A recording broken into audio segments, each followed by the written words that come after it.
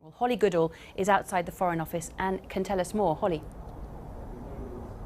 Well, Nazanin's been in prison in Tehran for over 2.5 years now. She's currently in solitary confinement. You may remember she was first arrested back in April 2016 as she was boarding a plane back to the UK with her daughter. On our way, we stop in Camden, where we've spotted a number of rough sleepers. You look really young, if you don't mind me saying. 22. You're 22.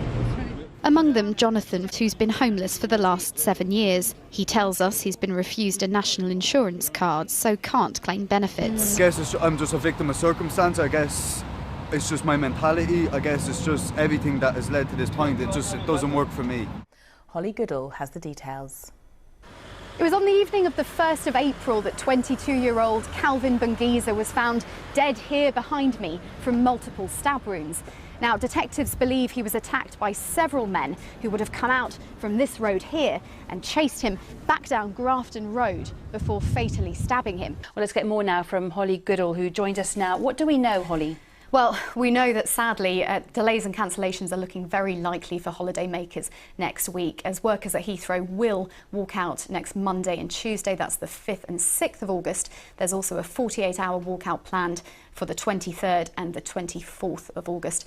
Now, all of this boils down to a row over pay. Unite union members have rejected a deal today that would have seen most of its members get a 4.6% pay rise, but they say that's just not enough and would only have meant a few pounds extra per person a day. So that's talent, that is.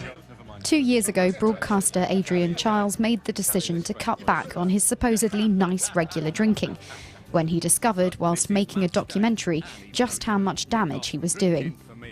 He's found it easier to limit his drinking in lockdown, while the pubs are closed and football's off.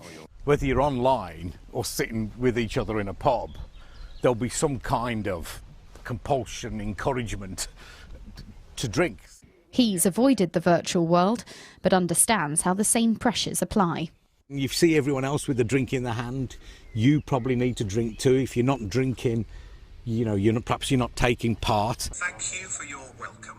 The city's tech hub is used to welcoming people from all over the world, including this language app startup. They moved from Estonia 5 years ago to tap into international talent here. But with all the uncertainty surrounding Brexit, they've seen their team reduced by half as staff leave London for Europe.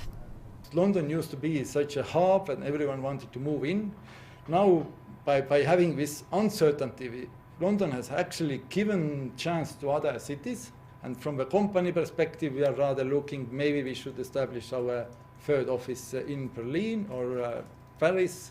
Whatever's decided with Brexit could have a huge impact on this sector, with over 40% of tech exports going to the EU. But of equal concern is the highly skilled, highly mobile workforce, with over half of business leaders saying they're worried about a so-called tech brain drain. From sneakers to high tops, trainers are up there when it comes to London's fashion industry. And teens in particular have got behind the trend. My name's Shanice, I'm 27 and I'm a trainer enthusiast. Shanice likes to buy what's known as hype trainers, or the limited edition footwear from specialist retailers. They became like a fashion icon and a way for me to distinguish myself from my peers and show off my passion for all things sport, really. That's where it started from. It's a technique that's been used for hundreds of years. Here in Walthamstow, volunteers are getting to grips with the ancient art of cider making. But these apples haven't come far from the tree. They've been gathered from orchards and gardens across London by and for the community. We give back cider in return for the food they bring us, and it's about teaching people how to make drinks in a traditional way, and also just celebrating the abundance of fruit that is actually on our back doorsteps, really.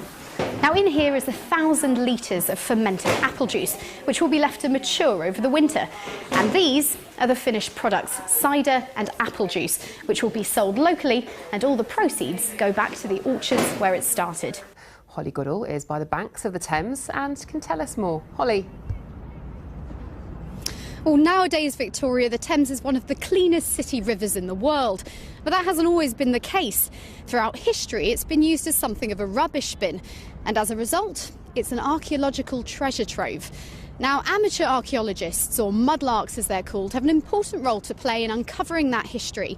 Over the years, they've made various discoveries. Many of them have ended up in the Museum of London. Here are some of the things they've found, everything from a 17th century shoe to a Roman brooch and clay pipes often found in Elizabethan London. Earlier, I went exploring with one mudlark who's made the latest contribution to Roman London history.